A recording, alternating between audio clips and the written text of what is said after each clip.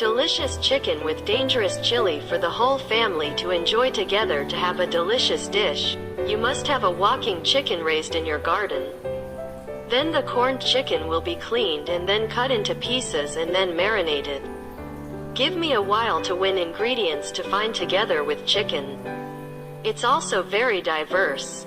Anything like white onions, white radishes, fresh mushrooms or dried mushrooms are all suitable and definitely indispensable for big chili mushrooms, still fresh, just seen outside the tree.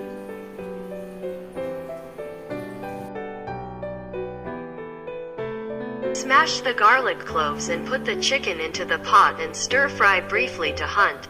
Then pour the water over the face. You can use rainwater or chop more coconuts to cook together. The sweeter the water will be, the more you will boil the water. Included in.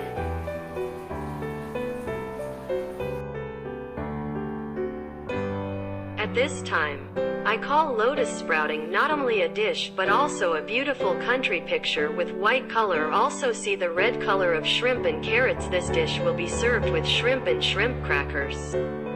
There must be a cup of sweet and sour fish sauce. Dipping together is too reasonable a case.